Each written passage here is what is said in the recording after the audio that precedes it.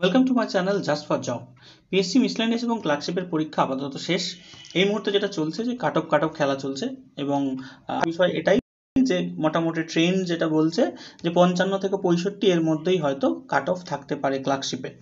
তো যদিও আমাদের আজকের আলোচ্য বিষয় সেটা নয়, আমরা আজকে যেটা আলোচনা করব সেটা হলো ক্লার্কশিপ এবং মিসলেনিয়াসের ডেসক্রিপটিভ পার্ট সম্পর্কে। কারণ গতবারের অভিজ্ঞতা থেকে বলতে পারি, তোমরাও নিশ্চয়ই জানো যারা ছিলে, যে ডেসক্রিপটিভ কিন্তু ক্লার্কশিপের ক্ষেত্রে বিশেষ করে খেলাটা অনেকটাই ঘুরিয়ে দিতে পারে এবং তার জন্যে যথেষ্ট সময় থেকে হাতে সময় রেখে প্র্যাকটিস করাটা কতটা বেশি দরকার সেটাও তোমরা নিশ্চয়ই বুঝতে পেরেছো, অন্তত আগের বারের অভিজ্ঞতা থেকে তো নিশ্চয়ই পেরেছো। তো সেই জন্যে আমি শুরু করে দিলাম ডেসক্রিপটিভের সিরিজ। আজকে ক্লাস 1 থাকছে তোমাদের জন্য এবং প্রথম দিন যে টপিকটা আমি রেখেছি সেটা হলো বঙ্গানুবাদ। এবং এই টপিকটা রাখার পেছনে অন্যতম একটা যেটা কারণ সেটা হচ্ছে এই টপিকটার ওপরে সব থেকে কম গুরুত্ব আমরা দিই এবং একটা কথা আর কি চালু আছে বা আমরা সবাই মনে করি, যেটা হলো যে বঙ্গানুবাদ হচ্ছে এমন একটা টপিক যেখানে সব থেকে কম এফোর্ট লাগে, কারণ মনে করি আমরা যে এটা তো ইজিলি পারবো, কারণ ইংরেজি থেকে যেহেতু বাংলায় করতে হবে আর বাংলা মাতৃভাষা, তাহলে আমরা পারবোই। কথাটা যে একদম অমূলক তা নয়, সত্যি অনেকটাই। তবে যদি 50 মানে কি বলে 60%, 70% বা তার থেকেও বেশি নাম্বার পেতে হয়, তাহলে কিন্তু বঙ্গানুবাদের নিয়ম মেনে তোমাকে লিখতে হবে। মানে সরাসরি ইংরেজিতে যেমন আছে সেইটা বাংলায় করে দিলাম তেমন লিখলে কিন্তু খুব বড় জোর তুমি মধ্যম মানের বা নিম্নমানের নাম্বারই পাবে, ওই 40, 45 বা 50% খুব বেশি হলে নাম্বার গেইন করতে পারবে। তো সেই জন্যে যেহেতু এইটাতে কম গুরুত্ব আমরা দিই, সেই জন্য প্রথম ক্লাসে আজকে আমি বঙ্গানুবাদের টপিকটাই নিয়ে এলাম এবং এখান থেকে 10টা গুরুত্বপূর্ণ নিয়ম একদম তোমাদের জন্য আমি রাখছি, যেগুলো মেনে লিখলে তুমি কিন্তু যথেষ্ট ভালো স্কোর করতে পারবে এবং প্র্যাকটিস করার সময় এই 10টা নিয়ম কিন্তু অবশ্যই মাথায় রেখে তবেই প্র্যাকটিস করবে। তাহলে চলো শুরু করি আজকের ভিডিও, কথা না বাড়িয়ে। প্রথমে বঙ্গানুবাদে যাওয়ার আগে দুখানা সেন্টেন্স তোমাদের জন্য রেখেছি। সেটা হচ্ছে এই দুটো সেন্টেন্সই কিন্তু গতবার ক্লার্কশিপের মেন্সে ছিল, ঠিক আছে। রাখার একটাই কারণ, সেটা হচ্ছে বঙ্গানুবাদ করার সময় আমরা বঙ্গানুবাদ তো করবই, তার পাশাপাশি রুল মেনে করার সঙ্গে সঙ্গে বাংলার একটা ছোঁয়া, মানে বেঙ্গলি টাচ যেটাকে আমরা বলি, বাংলা কথা যেরকম ধরনের এগোয় আর কি, বাংলা কথা ইংরেজি আর বাংলার কথার ধরন তো আলাদা, সেই ছোঁয়াটা বোঝানোর জন্য এটা চেষ্টা করছি তোমাদেরকে বলার। আর তার আগে আরেকটা বিষয় একটু বলে নিই, যে ইংরেজিতে আমরা ইংরেজির যে বাক্যের গঠন, যেখানে আমরা subject plus verb plus object আমরা জানি, এসভিও আমরা বলি শর্টে, সেটা তো আমরা জানি ইংরেজির ক্ষেত্রে হয়, কিন্তু বাংলার ক্ষেত্রে এটা হয় সাবজেক্ট তারপরে বসে অবজেক্ট তারপরে বসে ভার্ব, এটাও আমরা জানি মোটামুটি। তো এবার আমি দুটো সেন্টেন্স তোমাদের জন্য রেখেছি, তার মধ্যে নাম্বার 1 সেন্টেন্স হলো a patriot is a man who loves his country, works for it and is willing to fight and die for it. অর্থাৎ বাংলা যদি আমি এটাকে করি তাহলে কি বলবো, যে একজন দেশভক্ত হচ্ছেন সেই ব্যক্তি যিনি দেশকে ভালোবাসেন, তার জন্য কাজ করেন এবং হচ্ছে তিনি রাজি থাকেন লড়াই করতে এবং মরতে, এরকম তো একটা মানে দাঁড়ায়। তো এবার আমরা যদি এরকম ভাবে না বলে আমরা যদি একটু অন্যরকম ভাবে বলি, একটা নির্দিষ্ট ছন্দ নিয়ে একটা বাংলার ছোঁয়া রেখে, তাহলে ব্যাপারটা কেমন দাঁড়ায় তোমরা দেখো। আমি দেখো এখানে বলেছি এটা, যে দেশভক্ত হলেন তিনি যিনি দেশকে ভালোবাসেন, দেশের জন্য করেন, দেশের জন্য লড়েন, দেশের জন্য মরেন। অর্থাৎ এই যে একটা ছন্দ তৈরি হলো না, এইটাকে আমি বলছি বাংলার একটা টাচ, ঠিক আছে, বেঙ্গল টাচ বলতে পারো তুমি। তো এইটাই তোমাদের প্র্যাকটিসের দ্বারা কিন্তু নিয়ে আসতে হবে লেখার মধ্যে, যাতে তোমার লেখাটা বাকি 5 জনের থেকে একটু আলাদা হয়, তাহলেই তো তুমি বাকিদের থেকে একটু বেশি নাম্বার পাবে। আর একটা সেন্টেন্স দেখো, এটাও ছিল গতবার, সেটা হচ্ছে it is idealism that gives him courage and strength. এটা হয় সেই আদর্শবাদ যেটা তাকে সাহস এবং শক্তি দেয়। এই তো আমরা যদি এরকম লিখি, এটা হয় সেই আদর্শবাদ যেটা তাকে সাহস এবং শক্তি দেয়। কিন্তু এরকম না বলে আমরা যদি এরকম ভাবে বলি, একটু একই কথা আর কি, এরকম ভাবে যদি বলি যে এই আদর্শবাদী তাদের বা তাকে, এখানে তাদের বলবো না, তাকেই বলবো যেহেতু হিম বলেছে, সাহস ও পরাক্রম যোগায়, ঠিক আছে। মানে এই যে দ্যাট সেন্সটাকে আমরা চাইলে রাখতেও পারি, নাও রাখতে পারি, কথাটা বোঝো, ঠিক আছে, এইটা বলতে চাইছি। তো মোদ্দা কথা হলো যে বঙ্গানুবাদ করার সময় বাংলার যে গঠনটা সেটা মাথায় রাখবে, মাথায় রেখে, ঠিক আছে, তারপরে লিখবে আর বাংলার একটু টাচ দেওয়ার চেষ্টা করবে। তো চলো দেরি না করে আমি রুলসে চলে যাচ্ছি এক এক করে। নাম্বার 1, প্রথম যে রুলসটা আমাদের জন্য থাকছে, যে বঙ্গানুবাদ করার সময় আক্ষরিক অর্থ বা লিটারালি মিনিং যেগুলোকে বলি আমরা, সেই আক্ষরিক অনুবাদের পরিবর্তে আমাদেরকে ভাবানুবাদ করতে হবে। এটা যেন সবসময় মাথায় থাকে, আমরা মিনিং বুঝে ট্রান্সলেট করব, ঠিক আছে, এবং কখনোই ওয়ার্ড টু ওয়ার্ড তোমার কি বলে ট্রান্সলেট করব না। যেমন এক্সাম্পল যদি বলি যে once upon a time there was a king, এবার এটাকে বাংলায় আক্ষরিক অনুবাদ করলে কি দাঁড়ায়, যে একদা সেখানে একজন রাজা ছিলেন। কিন্তু আমরা বাংলায় যে কোনো গল্প পড়ার সময় কিরম পড়ি, সেখানে ছিল যে একই যে ছিল রাজা, এরকম থাকে না। তো এরকম ভাবে আমরা লিখবো, আমরা এরকম ভাবে লিখবো না, ঠিক আছে। আরো যদি আমি বলি তোমাকে, যেমন এটা হচ্ছে মিসলেনিয়াসে ছিল গতবার 2019-এর মেন্সে ছিল এই লাইনটা, যে many in the world earn money, অর্থাৎ বিশ্বে অনেকেই টাকা রোজগার করেন, but not all know how to use it properly, কিন্তু সবাই জানেন না কিভাবে এটি সঠিকভাবে ব্যবহার করতে হয়। আমরা যদি এরকমভাবে বাংলাটা লিখতাম তাহলে কিন্তু অনেক কম পেতাম। কিন্তু আমি দেখো কিভাবে লিখেছি, যে অর্থ উপার্জন তো অনেকেই করেন, কিন্তু তার সৎ ব্যবহার সবার জ্ঞাত নয়। এই যে লেখাগুলো না, এরম ভাবে লিখতে যদি পারো তাহলে একটু ভালো নাম্বার পাবে বাকিদের থেকে, ঠিক আছে।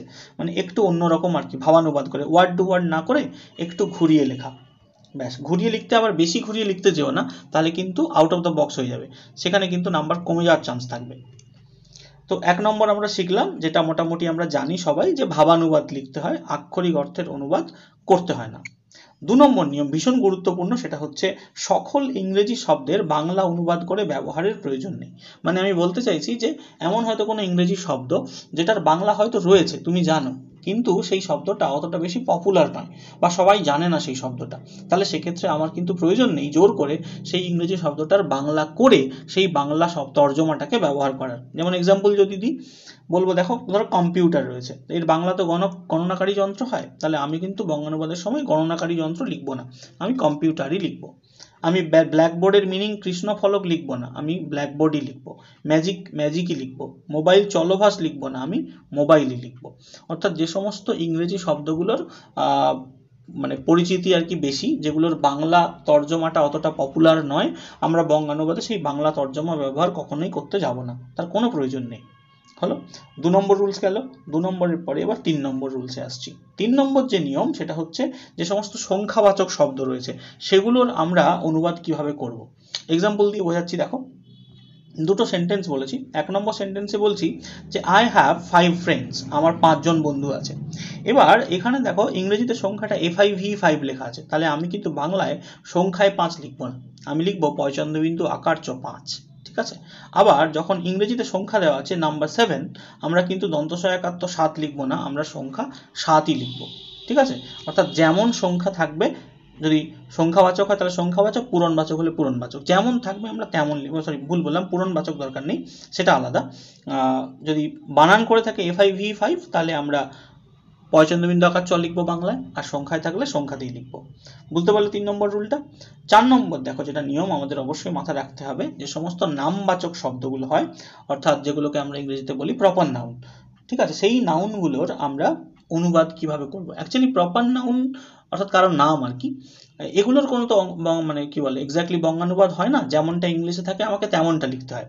যেমন এক্সাম্পল যদি বলি তাহলে কি বলবো, যে আই মেট, ফার্স্ট সেন্টেন্স বলেছি দেখো, আই মেট মিস্টার দাস, ঠিক আছে। আমি যদি বাংলা এরকম করি যে আমি দাসবাবুর সাথে সাক্ষাৎ করেছিলাম, আমি বলতেই পারি, কোনো সমস্যা নেই, কিন্তু সেটা সঠিক হবে না, কারণ আমি যেহেতু ইংরেজিতে বলেছি মিস্টার দাস, তাহলে আমাকে এখানে বাংলায় দাসবাবু বলার প্রয়োজন নেই, আমি মিস্টার দাসই বলবো, ঠিক আছে।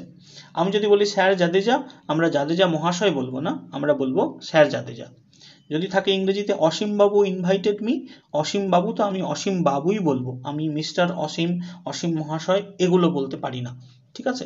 তাহলে যেমন থাকবে নামবাচক শব্দগুলো আমরা বাংলায় ঠিক সেভাবেই লিখবো, এটা কিন্তু অবশ্যই মাথায় রাখতে হবে। আর একটা কথা বলে রাখি তোমাদেরকে, আগের রুলসে যেটা বলতে ভুলে গেছি, সংখ্যা লেখার সময় খুব কেয়ারফুল থাকতে হবে। 5 লিখতে গিয়ে আমরা যেন মানে বাংলায় 5 লেখার পরিবর্তে ইংরেজিতে 5 না লিখে ফেলি, ঠিক আছে। বা 7 লিখতে গিয়ে আমরা যেন বাংলায় 7 লিখি, আমরা যেন এরম না লিখে ফেলি, এটা কিন্তু নাম্বার কাটা যেতে পারে, সেক্ষেত্রে মাথায় রাখতে হবে।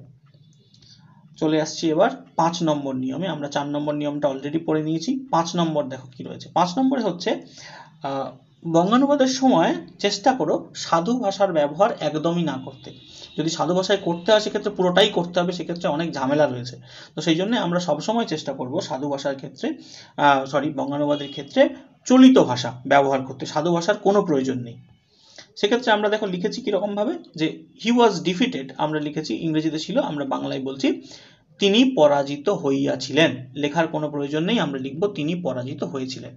হিজ অ্যাম্বিশন ওয়াজ ক্লিয়ার, ঠিক আছে। আমরা যদি বাংলায় বলি অ্যাম্বিশন মানে উচ্চাকাঙ্ক্ষা, ওয়াজ মানে ছিল, ক্লিয়ার মানে স্পষ্ট, ঠিক আছে। তাহলে আমরা দেখো যদি বাংলায় বলে দিই, হুট করে কিন্তু আমরা বলে ফেলবো যে তার উচ্চাকাঙ্ক্ষা ছিল স্পষ্ট, কথাটা কিন্তু ভুল হবে। কারণ আমি বলেছি বাংলায় সাবজেক্ট, তারপরে অবজেক্ট, শেষে ভার্ব বসে। সেক্ষেত্রে আমাকে বলতে হবে তাহার উচ্চাকাঙ্ক্ষা, বা তার, তাহার বলবো না, এই তাহার কথাটা আমরা বলবো না, আমরা বলবো তার, ঠিক আছে। যে তার বা তার যা ইচ্ছা বলি না কেন, উচ্চাকাঙ্ক্ষা স্পষ্ট ছিল, ঠিক আছে। আমরা এই তাহারটা না বলে তার বা তার বলবো, হ্যাঁ, বেশ। এবং সেটা কেন বলবো স্পষ্টটা আগে, কারণ এটা হচ্ছে আগে অবজেক্ট, আর ছিলটা যেহেতু ভার্ব সেটা পরে হবে। তাহলে প্রথমে সাবজেক্ট, তারপরে অবজেক্ট, তারপরে ভার্ব। তার উচ্চাকাঙ্ক্ষা স্পষ্ট ছিল, ঠিক আছে। 5 নম্বর গেল। 6 নম্বরে চলে আসছি এবার। ইংরেজিতে যে টেন্স থাকবে বাংলাতেও সেই একই ক্রিয়ার কাল ব্যবহার করতে হবে। টেন্সের গড়বড় কোনোভাবেই করা যাবে না। ইংরেজিতে যেমন 3টে টেন্সের 12টা রূপ আছে, বাংলাতেও আছে। তো তোমরা যদি সব ক্রিয়ার কালগুলো মনে না থাকে, দরকার হলে একবার রিভাইজ করে নিও, ঠিক আছে। প্রত্যেকটা টেন্সের জন্যই বাংলাতেও রয়েছে। তো এক্সাম্পল যদি বলি, দেখো রয়েছে এক্সাম্পল।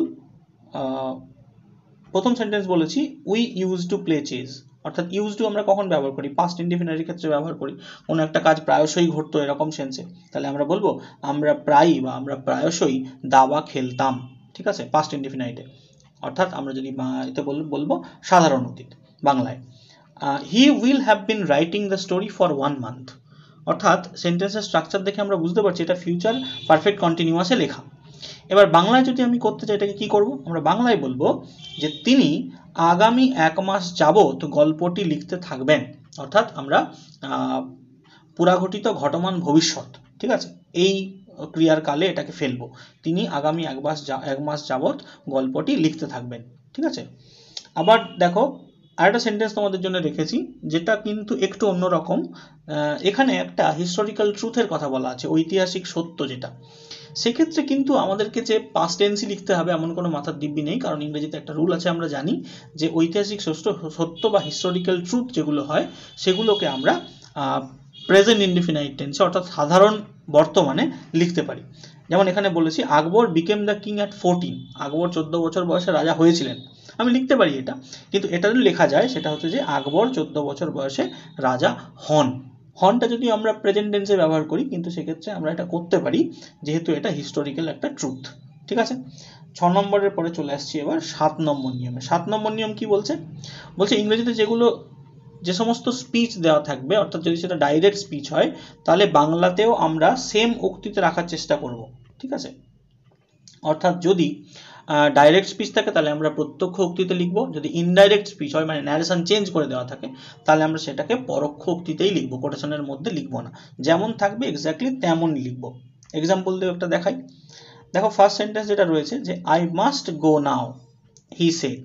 আমরা যদি এরকম লিখি, আগে কোটেশন দিলাম, লিখলাম আমার অবশ্যই চলে যাওয়া উচিত এখন, কোটেশন শেষ করে বললাম সে বলেছিল, কথাটা কিন্তু ভুল হবে। আমাকে আগে এই পোর্শনটা লিখতে হবে, কারণ বাংলায় এইভাবে লেখার কোনো প্যাটার্ন নেই, ঠিক আছে। আগে এইটাকে নিয়ে এসো এদিকে, যে তিনি বলেছিলেন, আমি বললাম, বা সে বলেছিল, যা ইচ্ছা বলতে পারো। আই মাস্ট গো নাও, আমার এখন চলে যাওয়া উচিত, এই তো। তো এটা আমি লিখতেই পারি, কিন্তু আমি ধরো একটু ঘুরিয়ে বললাম বাংলার টাচ দিয়ে যে আমার এখন ওঠা দরকার, এই তো, এটাই তো সেন্স, এটাই তো ভাব, তাই না। আই মাস্ট গো নাও মানে বলতে চাইছে কি, যে সে এখন ছিল ওখানে, ওঠা দরকার বলতে সে ওখান থেকে এবার চলে যাওয়া উচিত, এইটা বলতে চাইছে যে আমার এখন ওঠা দরকার, ঠিক আছে। তো এইগুলোকে বলে ভাবানুবাদ, মানে এক্স্যাক্টলি একটা ভাব নিয়ে আসা, বাংলার ছোঁয়া। আবার ধরো বলেছি আমি আই নো হিম, তারপরে কমা দিয়ে বলেছি হি সেড, আবার কোটেশনের মধ্যে বলেছি he is a famous painter. তাহলে দুদিকে কোটেশন রয়েছে, মাঝখানে রয়েছে হি সেড।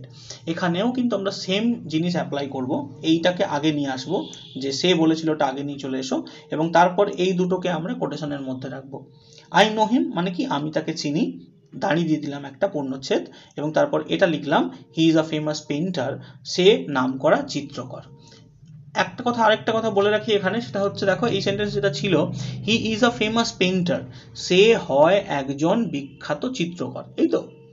এবার ইংরেজিতে আমাদের অনেক সময় এই বি ভার্বের ব্যবহারগুলো করতে হয় ভার্বের জন্য, আবার আর্টিকেলের ব্যবহারও করতে হয়, কিন্তু বাংলায় যে ওগুলো দিতেই হবে এমন মাথার দিব্যি কিন্তু নেই, বরং না দিলেই লেখাগুলো অনেকটা বেশি শ্রুতিমধুর লাগে।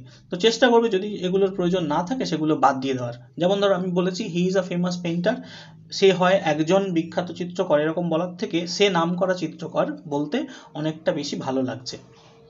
চলে আসছি এবার পরে 8 নম্বর নিয়মে। দেখো 8 নম্বরে যেটা বলেছি যে ইংরেজিতে যেগুলো ইডিয়ামস বা প্রোভার্বের ব্যবহার থাকবে সেগুলোর কিন্তু আক্ষরিক অর্থ করে ব্যবহার করা যাবে না, সেগুলোর পরিবর্তে আমাদেরকে তার যে বাগধারাগুলো হয় বাংলায় বা প্রবাদ প্রবচন হয় সেইগুলোকে আমাদেরকে লিখতে হবে। ঠিক আছে, এগুলো তোমরা বই থেকে পড়ে নিতে পারো, আমি চাইলে আরেকটা ভিডিও করে অনেকগুলো প্রোভার্ব দিয়ে দেবো তোমাদের পরে। এক্সাম্পল যদি বলি, দেখো রয়েছে ইংরেজিতে হি is a Wolf in ships clothing. Say Wolf in ships clothing মানে কি আমরা সবাই জানি, সে নিজেকে প্রিটেন্ড করার চেষ্টা করছে, ভান করার চেষ্টা করছে, যেটা সে নয় সেটা দেখানোর চেষ্টা করছে, তাই তো? তো বাংলায় আমরা সেটাকে বলবো, এটাকে বলে কি বকধার্মিক। বকধার্মিক মানে বাঘ আর বক আর কাঁকড়ার গল্প নিশ্চয়ই তোমরা সবাই জানো যে বক তো আর ধার্মিক হয় না। তো বকধার্মিক মানে কি, তার মানে সে ছলনা করছে, ছলনাময়। তো সেই জন্য বলছি সে একজন বকধার্মিক। আবার ধরো বললাম the man is weak to the backbone, এটা আমরা জানি যে লোকটা হাড়ে হাড়ে বজ্জাত, ঠিক আছে, বা বদমাস। এইগুলো তাহলে আমাদেরকে মনে রাখতে হবে, বাগধারাগুলো লিখতে হবে। 9 নম্বর দেখো, 9 নম্বর যেটা রুলস, যে ইংরেজিতে যে সমস্ত ইন্ট্রোডাক্টরি ওয়ার্ড থাকে, ঠিক আছে, যেমন দেয়ার থাকে, ইট থাকে, মে থাকে ইত্যাদি, এগুলোর কিন্তু বাংলায় সেরকম কোনো অর্থ ব্যবহার হয় না বঙ্গানুবাদের সময়। তো সেগুলো খেয়াল রাখতে হবে। যেমন এক্সাম্পল হিসাবে আমরা বলতে পারি যে there is no shop nearby, অর্থাৎ এখানে যে দেয়ার মানে বলছে, এই দেয়ারের কিন্তু কোনো সেন্স নেই, এটা বাক্যে শুরু করার জন্য ব্যবহার করা হয়েছে, ইন্ট্রোডাক্টরি। আমরা এখানে বলবো না যে সেখানে আশেপাশে কোনো দোকান নেই, আমরা শুধুই বলবো আশেপাশে কোনো দোকান নেই। আবার একই রকম ভাবে may his soul rest in peace, অর্থাৎ আমরা বলবো তার আত্মা শান্তি লাভ করুক। ঠিক আছে, এখানে মেয়ের সেরম কোনো অর্থ কিন্তু নেই, এটা ইন্ট্রোডাক্টরি। 10 নম্বর, last but not the least. এই যে 10 নম্বর রুলটা, এটা খুবই গুরুত্বপূর্ণ। আগের বারে অনেকেই এই কনফিউশনটা পড়েছিলেন, আমাকে জিজ্ঞাসা করেছিলেন যে যদি কোনো ইংরেজি ওয়ার্ডের সঠিক মিনিং আমি না জানি প্যাসেজের মধ্যে, তাহলে আমি কি করব, ওয়ার্ডটা ফাঁকা দিয়ে আসবো না কি লিখবো?